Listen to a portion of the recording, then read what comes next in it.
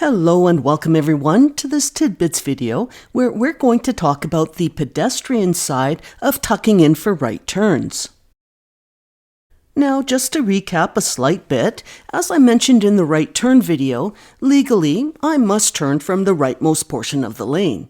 And because the lane for my direction of travel is wide enough to fit 1.5 vehicles, that means I'm going to need to tuck in a little bit.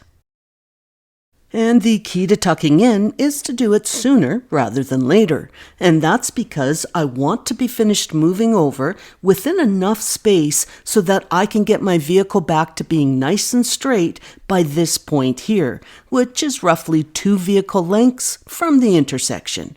And now let me explain why. So let's go ahead and use this picture here where I've added a few crosswalk lines to emphasize the area.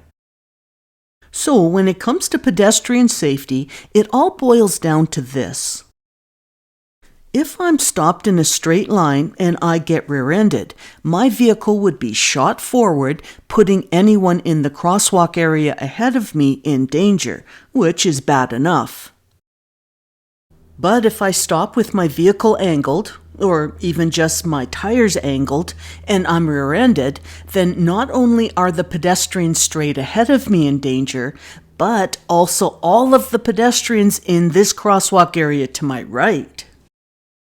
Now, since a big part of driving is to help keep everyone around me as safe as possible, just by doing this one simple thing, keeping my vehicle and my tires straight, reduces the chance of pedestrian injury by 50%. And that's huge. And then if you add in a last-second blind spot scan for kids before you start into your turn, well, that, my friend, would be some gold star driving. Okay, now I bet your next question is, but what about my turning point? Sometimes I will need to move forward before I can see well enough to know when it's safe to go. So if I can't turn my wheels, then what? Well, in driving, just as in all aspects of life, we don't always have a perfect choice in front of us. So all we can do is make a choice that gives us the lowest odds of something bad happening. And in the case of right turns, the type of choice that I would make would be something like this. So from where I'm stopped right now, I'm able to see that there's a large truck approaching from the left. So I know at this very moment, there's no chance of me making my turn. So because there's no chance, I wouldn't even think of moving forward and starting to steer into my turning point.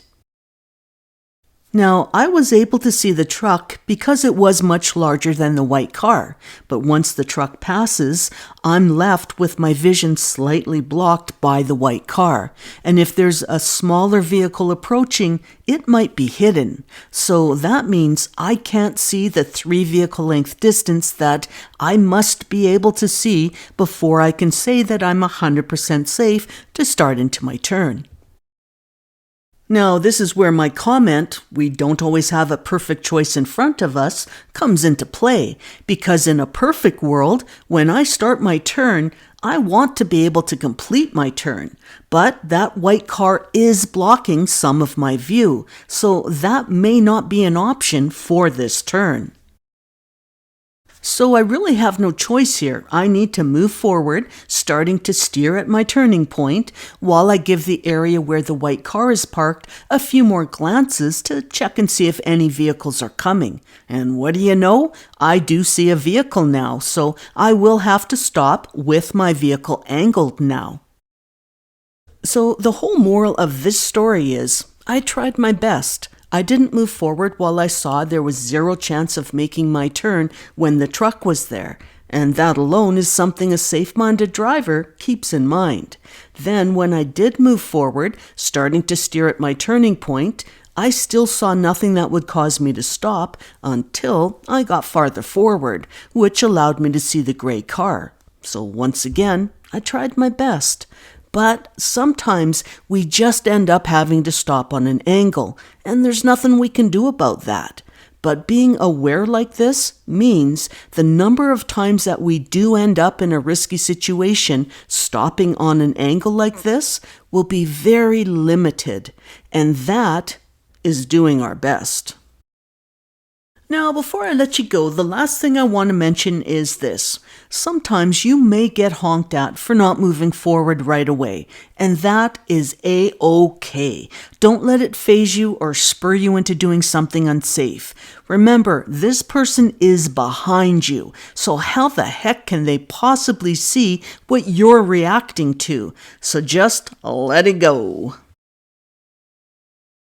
Alrighty, we have now reached that point where I shamelessly ask you to like, subscribe, and hit that notification button. So enjoy the weekend, and then I'll see you next Tuesday when we'll start talking about intersection safety in real-life situations. So goodbye for now, and take care.